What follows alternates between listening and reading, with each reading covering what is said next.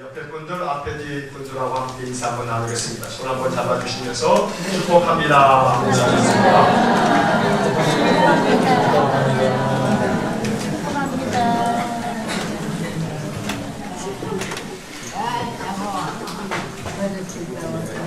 지난 주일까지 5주에 걸쳐서 성령님에 대한 이야기를 함께 나누었고요.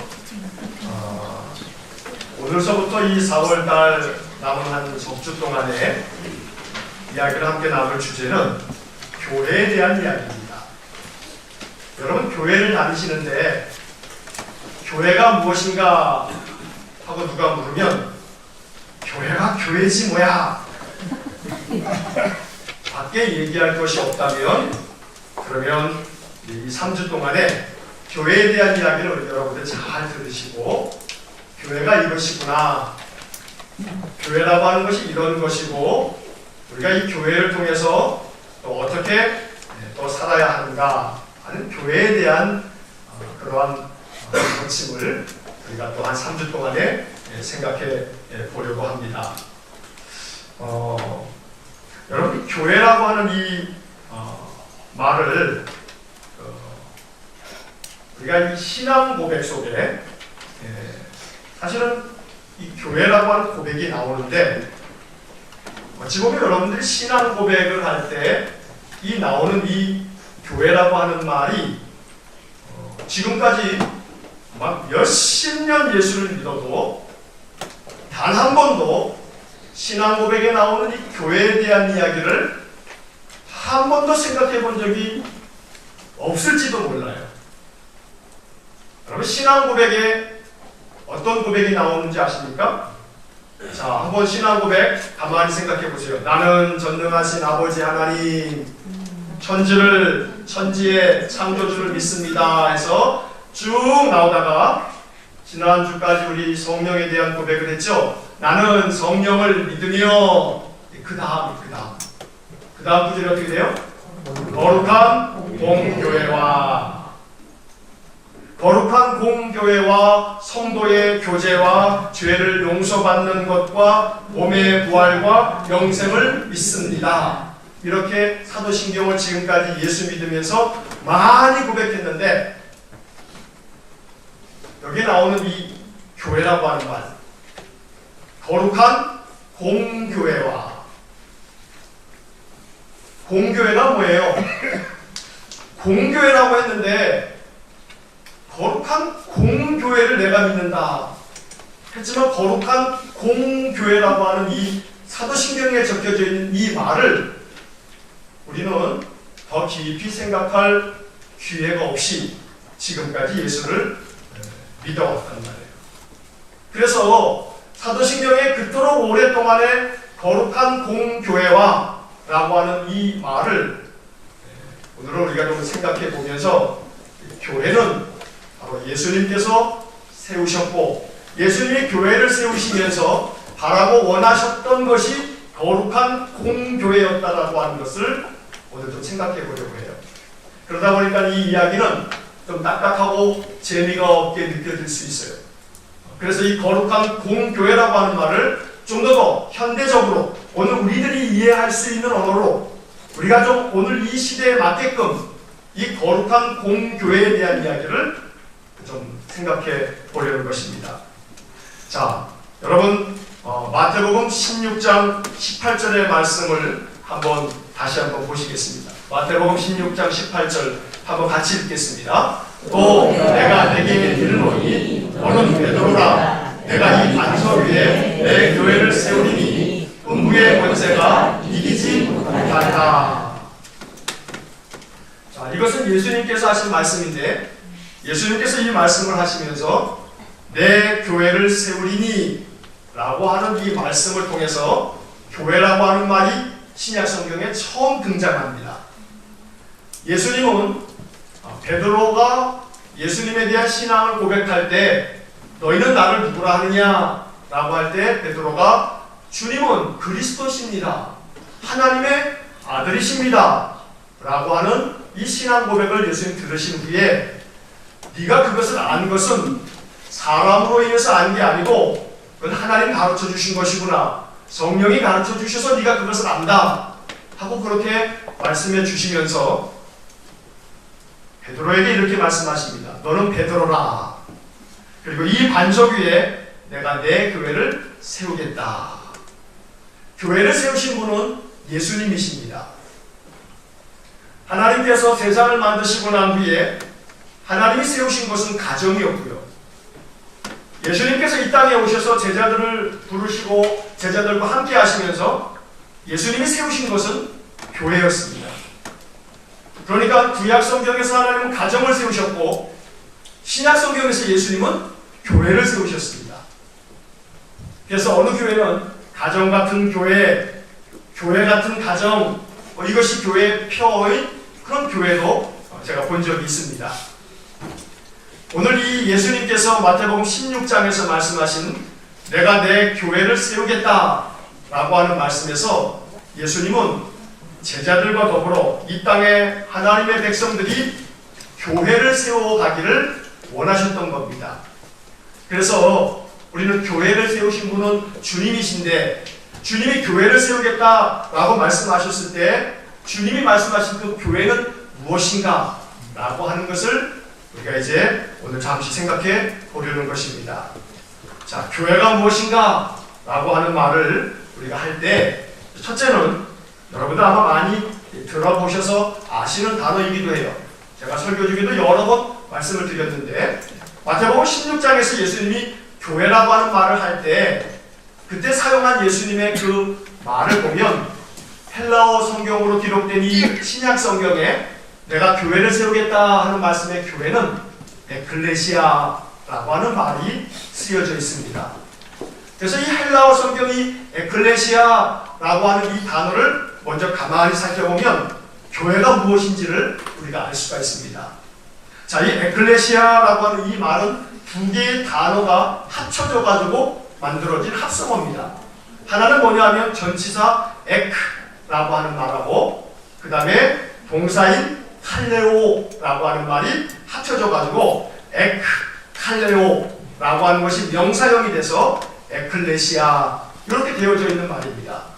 근데 이 에크라고 하는 말은 무슨 뜻이냐면 바깥으로, 안에서 밖으로, 이게 에크라는 말이고 칼레오라고 하는 말은 부르다, 콜이에요. 콜, 부르다 하는 말이에요. 그럼 에크하고 칼레오라고 하는 말이 합쳐지게 되면 바깥으로 부르다 이런 뜻이 되겠죠. 교회라고 하는 말은 바로 그런 뜻이에요.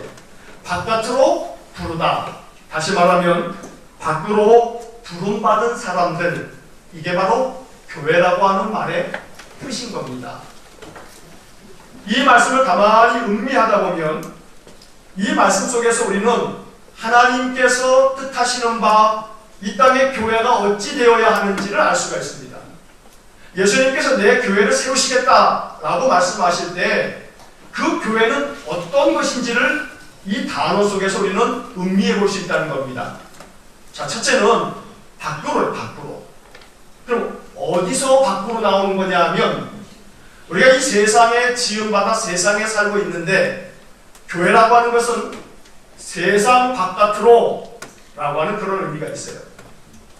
신자들이 이렇게 모여서 예배를 드리는 이 시간, 우리는 이 예배당, 이 예배드리는 이 처소, 이 장소를 교회라고 생각합니다만 예수님께서 교회라고 하는 말을 하실 때에는 세상 바깥으로, 이게 교회인 거예요. 세상 바깥으로 불러낸 사람들, 이게 교회예요. 다시 말씀드리면 교회라고 하는 것은 세상 안에서 세상의 가치나 세상의 생각이나 세상의 방법이나 세상의 태도로 사는 사람들이 아니고 세상 바깥으로 나와서 세상과는 다른 삶을 살아가는 사람들, 이 사람들이 바로 교회라고 하는 말이에요. 우리가 교회를 다닌다라고 하는 것은 이 예배당 건물에 나와서 예배를 드린다라고 하는 의미가 아니라 내가 세상에 살고 있지만 세상 바깥으로 나와서 세상 바깥의 방식으로 세상과는 다른 방식으로 살아가는 사람이 되겠다라는 그러한 의미를 갖고 있다는 거예요. 그래서 여러분들이 교회를 다닌다, 내가 교인이다 라고 말한다고 한다면 나는 세상과는 다른 방식으로 살겠다.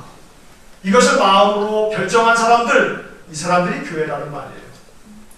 여러분들이 이 교회에 나와서 예배를 드리는 이 시간에도 하나님은 여러분들이 교회이기를 원하세요. 여러분들이 교회 안에서 참된 교회이기를 원하시는 거예요. 자, 이 말씀은 주일마다 예배당에 나와서 예배를 드리면서 여러분들의 생각을 다시 한번 점검하시고 내 생각이 세상과는 달라야 하는데 내 삶의 방식이 세상과는 좀 달라야 되는데 나의 태도가 또 나의 가치관이 나의 삶의 모든 습관과 방식이 세상과는 달라야 되는데 하는 생각을 하시고 예배당에서 1시간 예배를 드리면서 여러분들의 생각을 다듬고 여러분들의 마음을 닦아내고 그래서 여러분들의 모든 태도나 여러분들의 삶의 방식을 새롭게 마음에 결단하여 내가 이번 한 주간은 다르게 살겠습니다 라고 마음에 결정하는 사람들, 이 사람들이 교회인 겁니다. 밖으로 부름받은 사람이 교회라고 하는 이 에클레시라고 하는 뜻을 잘 생각하셔야 합니다. 결국은 교회라고 하는 것은 여러분 한 사람 한 사람을 일컬어서 교회라고 말하는 것이지 이 예배당 건물을 교회라고 말하지 않는 겁니다. 사람들이 모여서 예배하는데 그 예배하는 사람들이 만약에 세상과 똑같은 방식으로 생각하고 세상과 똑같은 태도로 살아가면서 잠깐 예배당이라고 하는 곳에 모여서 기독교 예배라고 하는 이 1시간의 절차를 여러분들이 진행하고 찬송도 부르고 기도도 하고 목사의 설교도 듣고 간다. 그러면 그렇게 신앙생활을 그것이 교회라 라고 생각한다면 여러분은 교회를 잘 알지 못하는 겁니다. 교회라고 하는 것은 밖으로 부름받은 사람들, 이게 에클레시아라고 하는 뜻인데 정말 그렇다면 교회를 그렇게 믿는다면 예수님이 그렇게 말씀하셨으니 우리가 믿어야 되겠죠. 그러면 밖으로 부름받는 이 시간이 교회인 것입니다. 여러분들이 일상 속에서 세상 속에서 직장에서 가정에서 삶의 자리에서 살아가고 있지만 여러분들의 마음이 세상과는 구별되고 분리되어서 내가 하나님으로부터 부름받아 세상과는 다른 방식으로 살아가고 있다. 그럼 여러분들은 세상 속에서 아름다운 교회의 삶을 살고 있다는 겁니다. 밖으로 부름받은 사람들이라고 하는 뜻을 잘 음미하셔야 됩니다. 주님은 우리가 교회이기를 원하십니다.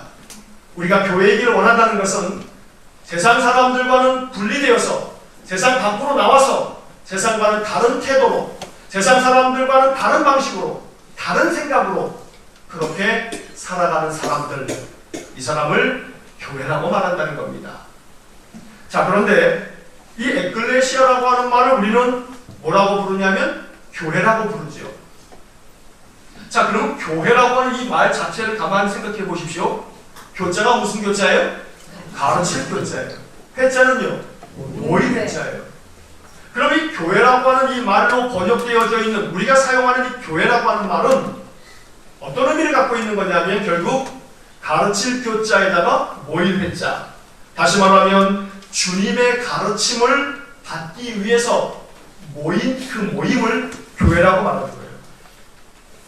우리가 예배당에 나와서 기도하면서 찬양하면서 말씀을 보면서 그 말씀을 설교를 통해서 들으면서 우리가 초점을 맞추고 주목해야 할 것은 예수님의 가르침인 거예요. 주님의 가르침에 초점을 맞추지 않는다면 우리는 결코 교회에 나와 교회의 사명을 감당치 못하는 거죠. 교회라고 하는 것은 주님의 가르침을 받는 곳, 주님의 가르침을 받기 위해서 모인 사람들, 이 사람이 바로 교회라고 하는 말이죠. 자, 그렇다고 한다면 여기에 초점은 뭐에 있냐면 주님의 가르침에 있어요. 예배당에 나오셔서 여러분들 기도를 하시죠. 여러분들의 마음의 소망을 아뢰십니다. 자, 아뢰는 것으로 끝나면 다른 종교의 신앙하고 다른 바가 없어요. 다른 종교도 기도라고 하는 것이 다 있어요. 여러분 절에 가도 기도한다라고 하는 말을 쓰죠. 절도 기도한다라고 하는 그런 말을 쓴단 말이에요. 백일 기도 막 이러면서 써 있어요. 기도는 모든 종교에 다 있어요. 그런데 우리가 기도라라고 했을 때 그 기도는 내가 하나님 앞에 나의 어떤 소망과 나의 간구를 아뢰는 것, 이걸로 끝나면 그건 온전한 기도일 수 없어요. 우리가 그렇게 기도하고 난 후에 기도는 또한 동시에 하나님과의 대화라는 말씀 속에서 우리가 깨달아야 할 것은 하나님의 가르침을 받는 시간이 기도의 시간입니다. 여러분, 기도의 시간을 통해서 하나님의 교훈을, 하나님의 가르침을 받을 수 있다면 그 사람은 참 좋은 교회입니다. 기도를 통해서 하나님의 가르침을 받는다는 것은 여러분들이 기도하고 난 후에 하나님은 나에게 뭐라고 말씀하실지를 가만히 묵상하시면서 하나님의 소리를 들을 줄 알아야 합니다. 그러니 기도를 통해서도 하나님의 가르침을 받는 것입니다. 기도의 시간은 하나님의 가르침을 받는 시간입니다. 찬양도 마찬가지입니다. 찬양이 그냥 노래입니까? 아닙니다. 찬양을 그냥 노래로 부른다라고 한다면 우리는 찬양을 제대로 부르지 못하는 겁니다. 찬양은 노래이면서 동시에 찬양은 하나님께서 우리를 가르치시는 시간입니다. 찬양의 가사 한 구절 한 구절을 통해서 여러분 교훈을 받으시나요? 찬양의 가사 하나하나를 통해서 주님의 약속을 들으시나요? 찬양의 가사 하나하나를 통해서 주님의 명령을 듣거나 찬양 속에서 주님의 음성을 들으십니까? 만약에 그러신다면 여러분들은 참 좋은 교회이십니다. 기도를 통해서 찬양을 통해서 주님의 가르침을 받을 수 있다면 성경을 읽고 선포되는 목사의 설교를 통해서도 가르침을 받을 수 있다면 그러면 우리는 모두가 다 참 좋은 교회라는 겁니다.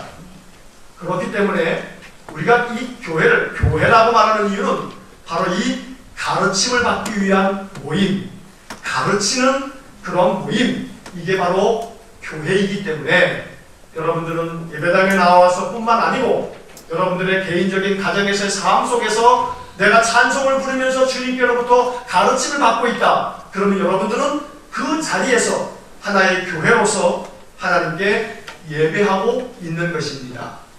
그러므로 오늘 여러분들이 이 교회라고 하는 말, 에클레시아라고 하는 것은 바깥으로 부름받은 사람들, 거기에 머물지 말고 바깥으로 불러낸 사람들, 다시 말씀드려 세상에 살고는 있지만 세상 사람들과는 분리되어서 세상 바깥으로 나온 사람처럼 세상과는 다른 태도, 다른 방식, 다른 가치관, 다른 습관, 다른 말씨, 다른 마음으로 살아가는 사람들, 그렇게 부름받아서 하나님은 그들을 가르치심으로 그들이 하나님의 가르침을 받아서 그렇게 세상과는 달리 살아가도록 그렇게 만든 사람들, 이 사람이 바로 교회라는 것입니다. 그러니 저와 여러분들은 모두가 다 교회로서 인생을 살아가야 되는 겁니다. 여러분 자신이 바로 교회임을 잊지 마셔야 합니다. 자, 그래서 고린도전서 3장 16절의 말씀을 우리가 생각할 필요가 있습니다. 고린도전서 3장 16절 한번 같이 읽어보겠습니다. 너희가 하나님의 성전인 것과 하나님의 성령이 너희 안에 계시는 것을 알지 못하느냐. 자, 여기서 바울은 첫 마디가 너희는 뭐라고 했습니까? 너희가 하나님의 성전인 것을 알지 못하느냐. 너희가 하나님의 성전인 것을 알지 못하느냐. 우리는 이 예배당을 성전이라고 말하고 이 예배당을 교회라고 말하는데 사도 바울은 고린도 교회에 보낸 편지에서 그 생각을 교정해주고 있습니다. 너희가 하나님의 성전인 것을 알지 못하냐? 이 말은 고린도 교회 교인들이 그걸 몰랐던 겁니다. 고린도 교회 교인들은 자기들이 모여있는 그 장소를 교회라고 생각했던 모양입니다. 그래서 바울은 뭐라고 얘기하냐면 너희가 하나님의 성전인 것을 알지 못하느냐. 그러므로 이 말씀을 통해서 우리는 너희가 하나님의 성전인 것을 알지 못하냐, 너희가 성전이다, 너희가 교회다 라고 하는 말씀을 우리가 알아들어야 되는 것입니다. 자, 옆에 있는 분들 한번 보세요. 옆에 있는 분들 보시면 자, 그분이 뭐냐 하면 그분이 곧 교회예요. 교회. 옆에 있는 분에게 한번 알려주세요. 당신이 교회입니다. 잊지 마세요. 자, 저와 여러분들이 뭐라고요? 교회예요. 교회. 내가 하나의 교회라고 하는 걸 잊지 마셔야 돼요. 자, 내가 하나의 교회라고 하는 말은 그 다음에 이어지는 17절에서 바울이 이렇게 얘기해 주는 것을 잊지 마셔야 돼요. 한번 같이 읽겠습니다. 누구든지 하나님의 성전을 더럽히면 하나님이 그 사람을 멸하시리라. 하나님의 성전은 거룩하니 너희도 그러하리라. 여기에 교회의 중요한 핵심이 담겨져 있습니다. 자, 앞구절에서는 너희가 하나님의 성전인 것을 알지 못하냐? 그러니까 너희가 성전이다 라고 얘기를 했는데, 그 다음 17절에서는 하나님의 성전은 거룩하니 너희도 그러하리라 라고 말하고 있습니다. 자, 그러면 어떻게 되는 거예요? 여러분들이 교회입니다. 그리고 하나님의 성전은 거룩하니 너희도 그러하다라고 하는 게 뭐예요? 너희도 거룩하다. 너희도 거룩하다. 자, 그러면 옆에 분에게 다시 한번 축복합니다. 당신은 교회입니다. 당신은 거룩합니다. 자, 시작.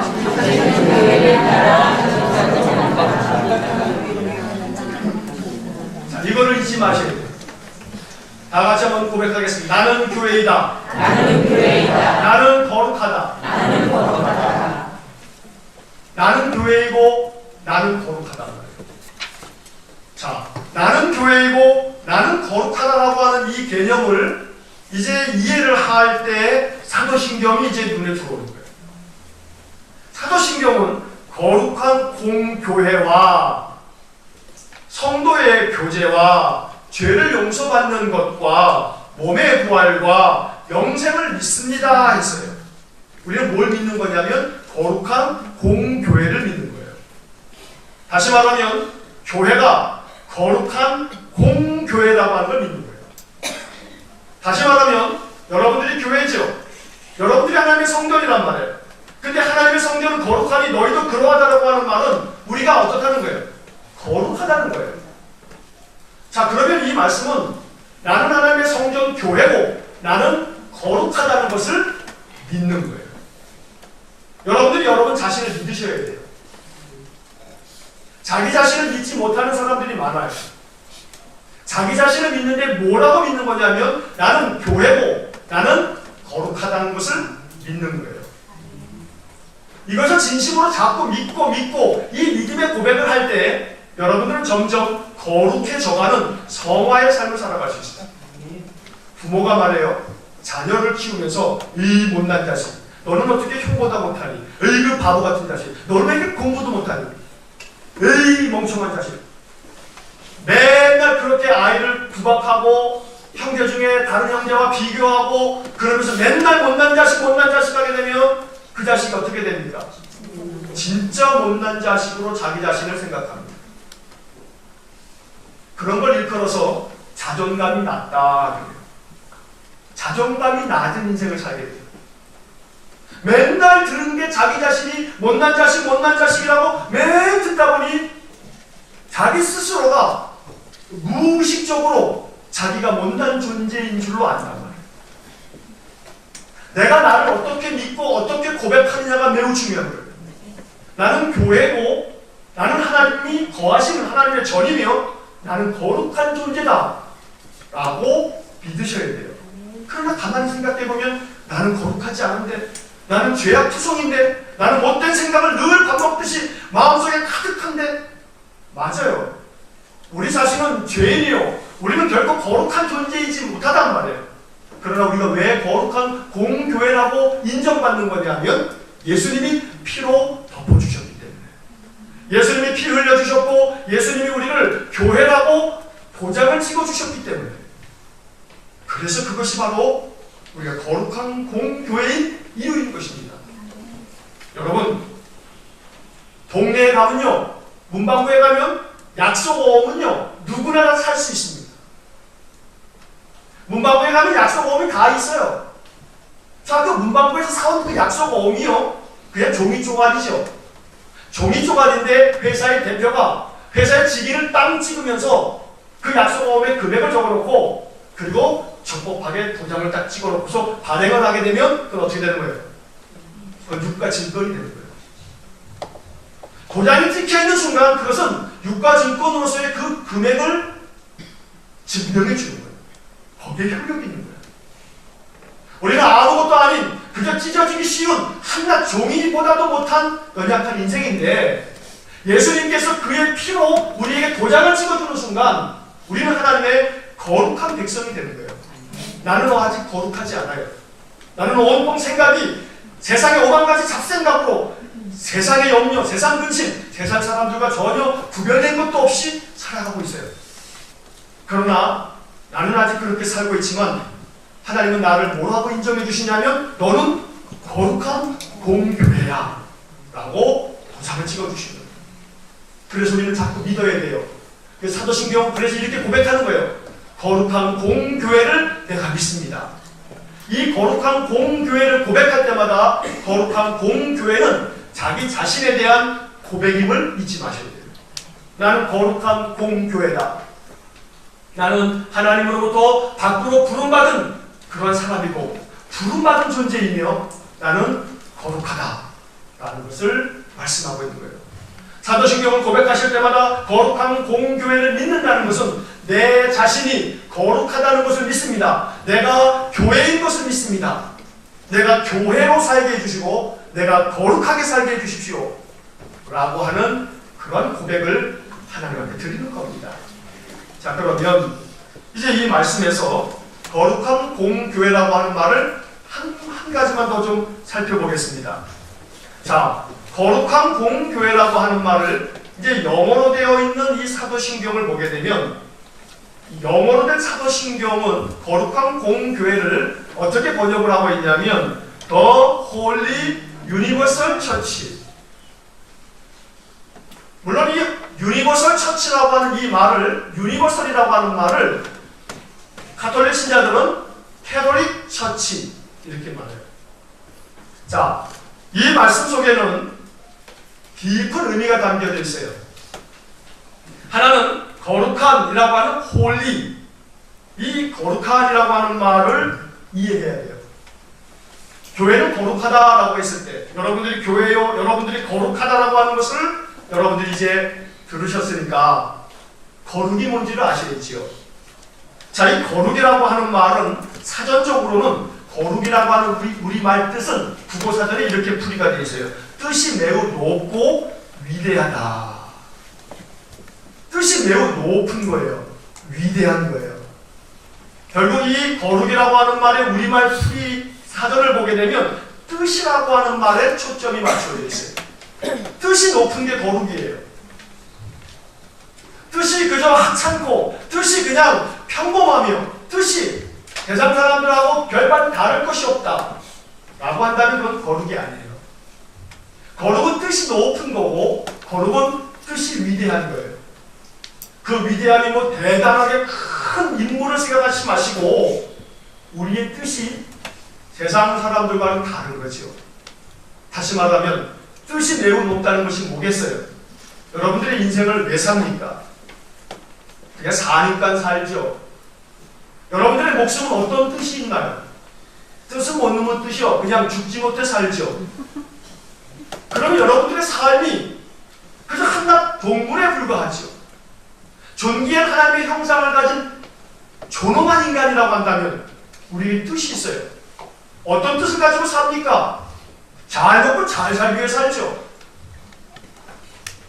도대체 우리의 삶의 뜻이 무엇인지를 가만히 생각해 보자면 이것을 다르게 말하면 내가 하루하루 살아가는 삶에서 내 삶에 더 귀하고 높은 삶의 목적이 있어야 되지 않겠습니까?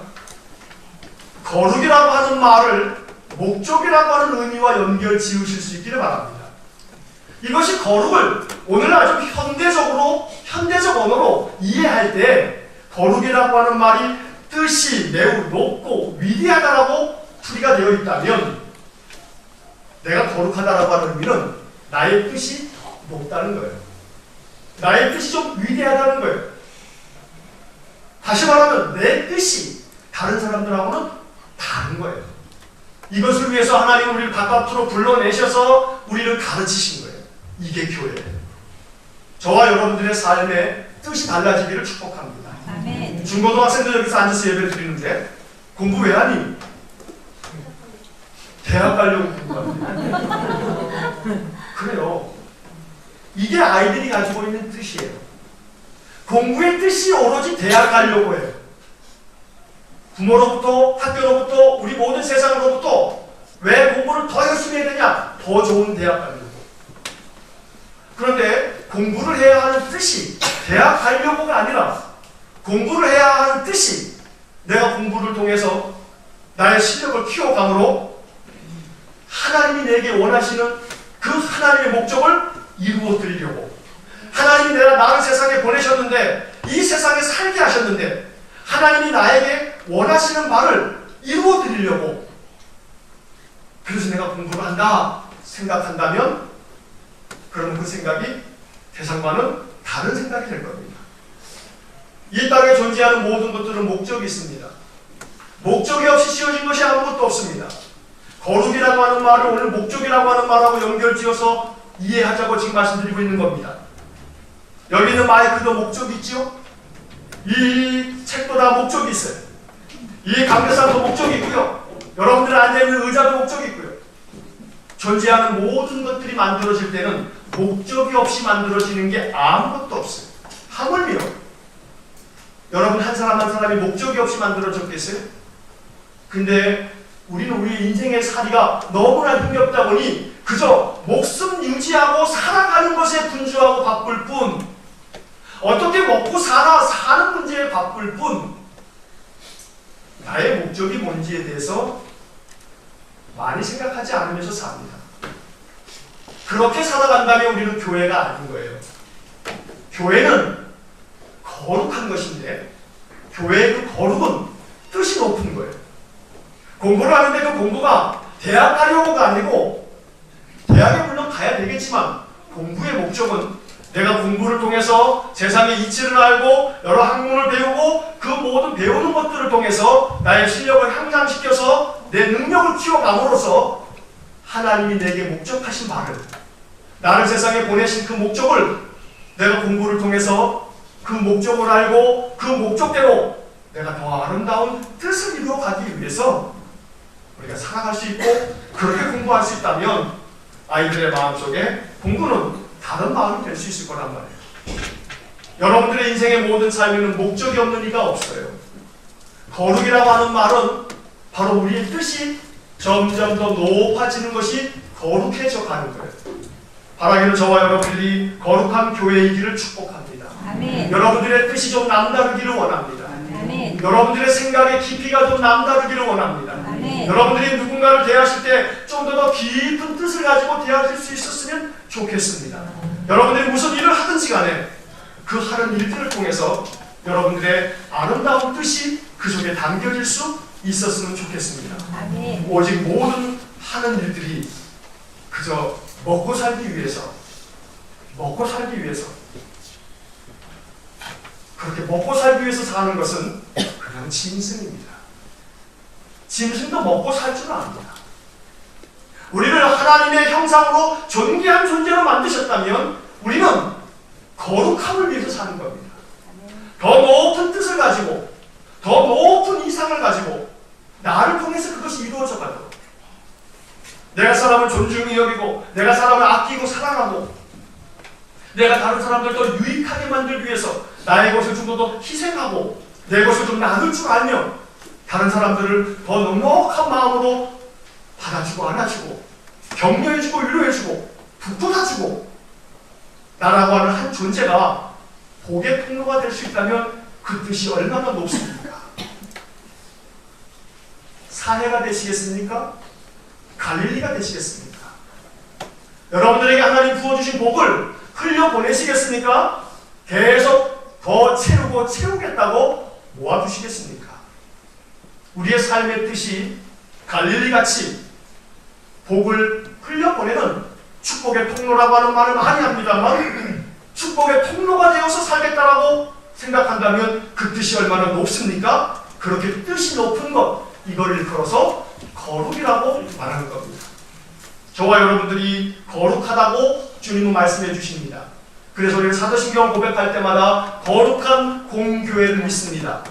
여러분들의 삶이 우리 모두가 거룩한 공교회이기를 간절히 축복합니다. 아멘. 이제 마지막 하나는 공교회라고 하는 말이에요. 자, 이 공교회라고 하는 말의 공자는 공평할 공자를 써요. 다시 말하면 교회는 공평하다라는 말이에요.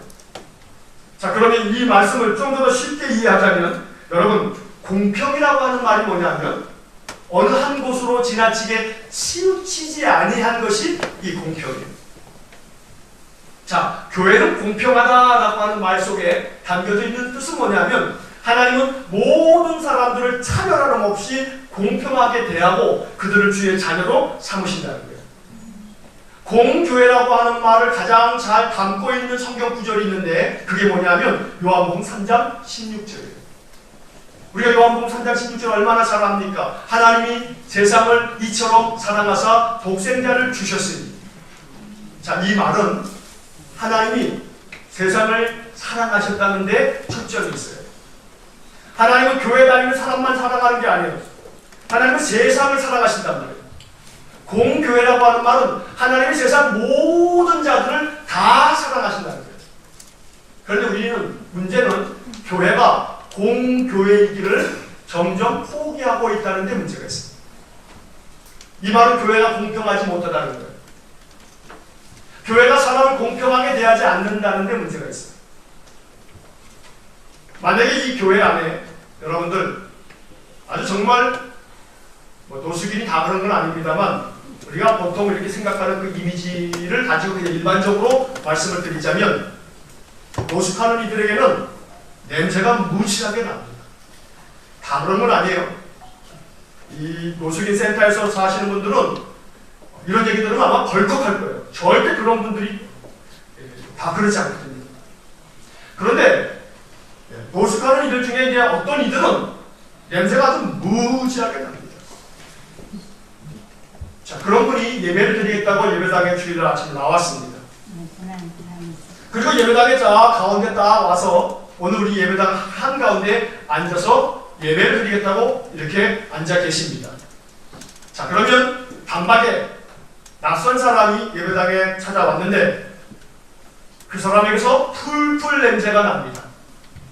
여러분, 그 사람을 어떤 시선으로 바라보시겠습니까? 대충 상상만으로도 우리의 태도를 짐작할 수 있겠죠. 그 사람을 힐끗힐끗 쳐다보면서 그 사람이 보는 앞에서는 못할지언정 아니면 종종은 보는 앞에서도 그렇게 대할 수 있는 사람이 있을지도 모릅니다. 코를 막기 시작할 거고 한숨을 내쉴 거고 어떻게 하면 좋아 그럴지 모릅니다. 한 사람을 거룩한 공교회로 받아들임에 있어서 그 사람에게 차별적인 어떠한 조건들이 있으면 우리는 어김없이 그를 선입관과 편견을 가지고 바라보면서 그를 차별적으로 대하게 됩니다. 자, 이것을 조금 더 예를 쉽게 들으려고 그렇게 얘기했을 뿐이지만 공교회라고 하는 말 속에는 차별이 없음, 선입관과 편견이 없음, 이게 공교회입니다. 교회가 선입관과 편견을 가지고 있는 순간 그것은 공교회가 아닙니다. 세상을 향해서는 사람을 향해서는 교회가 공교회라고 하는 말은 차별이 없이 공평하다고 하는 의미를 가지고 있습니다. 여러분들이 사람을 대할 때 그 사람에 대하여 여러분들이 가지고 있는 생각이 저 사람은 거룩한 공교회라고 인정함 없이 그 사람의 태도를 보시고 아직까지 성숙되어지지 않은 그 사람의 모습을 보시고 여러분들이 그 사람에 대해서 더러는 고개를 끄덕이며 그래 그 사람은 참 좋은 사람이지 아니면 아니야 그 사람은 아니야. 여러분들의 마음속에 한 사람을 바라보면서 여러분들이 그 사람을 대하는 가치가 어떨 때는 고개를 끄덕이면서 인정하거나 어떨 때는 고개를 가로저으면서 부정한다면 여러분들은 공교회가 아닌 겁니다. 공교회라고 하는 것은 그 사람의 지금의 모습, 그 사람 비추어지는 그 모습 때문이 아니고 그 사람에게 주님이 뭘 찍어주셨다고요? 도장을 찍어주셨다. 아직 그 사람이 성결해지지 못했지만 아직 거룩한 뜻이 높은 사람으로 되어져 있지는 않지만 우리 주님께서 미리 넌 거룩한 교회야 라고 도장을 찍어주셨기 때문에 한 사람 한 사람을 바라볼 때 존귀한 존재로 바라볼 줄 아는 것. 이게 공교회인 것입니다. 저와 여러분들의 마음속에 이러한 공교회가 이루어지기를 간절히 축복합니다. 그래서 사람들을 차별함 없이, 편견 없이, 선입관 없이 그 사람이 지금 아직은 거룩한 존재로 지음받음을 알지 못하기에, 뜻이 높은 거룩한 존재가 아직 되어져 있지 못하다 할지라도 예수님이 그를 위해서 십자가에 피 흘려 죽으셨기 때문에 그 사람은 거룩한 존재임을 인정하는 것, 이게 공교회입니다. 유니버설 처치, 가톨릭 처치, 가톨릭 교회는 자기 교회가 가톨릭이라고 이야기합니다. 여러분, 가톨릭 이렇게 얘기하죠. 가톨릭 교회. 가톨릭이라고 하는 말은 보편적인이라고 하는 뜻이 있습니다. 보편적인 교회, 이런 말을 합니다. 유니버설 처치, 우주적인 교회, 이런 말을 합니다. 우주적 교회라고 하는 것은 시간과 공간을 초월해서 구원받은 모든 성도들이 바로 교회다 라고 말하는 것으로, 이 우주적 교회라고 하는 개념은 우리 성도들에게는 좀 어렵고 그렇게 중요한 개념 같지가 않아요. 신학교에 가면 교회론을 공부할 때 우주적 교회, 또 보편적 교회, 이거 가지고 얼마나 많은 이 박사님들이 논문을 써놨는지 몰라요. 그런 논문들, 그들이 논문 쓰느라고 필요한지 모르겠고, 오늘 우리에게 중요한 것은 이 세상 모든 우주에 속한 모든 하나님의 백성들이, 예수의 가르침을 받는 사람들이 다 교회다 라는 말이고, 보편적 교회라고 하는 것은 보편이라고 하는 말을 이해하셔야 돼요. 가톨릭이라고 하는 말이 보편이라고 하는 말인데, 보편이라고 하는 말의 뜻이 뭐냐면 두루 널리 미치는 것. 보편적이다 라고 하는 것은 두루 모든 사람들에게 이게 다 영향을 미치는 것, 이게 보편이라고 하는 말이에요. 가톨릭 처치라고 하는 이 말은 공교회라고 번역이 됐는데, 교회는 모든 사람에게 두루 영향을 미치는 것이어야 된다는 거예요. 그래서 이 공교회라고 하는 말을 우리가 고백할 때에는 나의 신앙의 삶이 다른 사람들에게도 보편적으로, 다시 말하면 두루 많은 이들에게 주님의 가르침을 가지고 사는 나의 삶이 영향을 미치는 것, 이게 교회라는 이야기입니다. 저와 여러분들이 교회입니다. 우리는 거룩한 공교회입니다. 거룩함은 뜻이 높고 위대함을 거룩이라고 말합니다. 그러니 저와 여러분들의 삶이 뜻이 세상과는 남다른 뜻을 가지고 살아가실 수 있기를 간절히 축복합니다. 무슨 일을 하나 하시더라도 그냥 뜻이 세상 사람들과 같이 일하시지 마시고 남다른 뜻을 가지고 일하실 수 있기를 바랍니다. 직장에서 일하시는 여러분들, 왜 일합니까? 먹고 살기 위해서요. 돈 벌기 위해서요. 그러면 신앙생활을 하지 않는 사람들하고 여러분들이 직장생활을 하는 이유가 뭐에 다를 바가 있습니까? 그러나 여러분들이 직장에서 일을 하신다고 한다면 그저 내가 돈을 벌기 위해서 일하는 것이 아니라, 이 직장은 내가 하나님이 일하시니 나도 일한다고 하는 주님 말씀처럼 나도 주님처럼 일하는데, 이 일을 통해서 내가 일하는 이 일이 존귀한 일이 되고 소중한 가치를 갖도록 여러분들의 일을 가치 있게 만드는 것은 여러분들의 몫입니다. 무슨 일을 하시든지 간에 여러분들의 일을 가치 있는 일로 만드는 것, 이게 거룩함입니다. 여러분들이 하시는 일들이 정말로 가치 있는 일임을 믿으셔야 합니다. 그게 바로 공교회로 사는 겁니다. 그것이 아무리 세상 사람들이 눈에 볼 때 별 볼 일 없는 것처럼 여겨져도 그 하는 일을 매우 소중한 가치가 있다고 여기면서 일한다면 그 사람은 거룩한 사람입니다. 여러분들의 인생의 모든 삶이 거룩한 공교회의 삶을 살아가실 수 있기를 축복합니다. 만나는 사람을 공교회로 대하실 수 있기를 바랍니다. 하나님 세상 모든 사람들을 사랑하셨습니다. 이 말은 세상 모든 사람들을 하나님은 교회로 부르시고 있다는 겁니다. 응답하지 않으니까 응답한 여러분들만 이 예배당에 나와 있는 것일 뿐입니다. 모든 사람들이 하나님의 공교회로 하나님 부르시고 계십니다.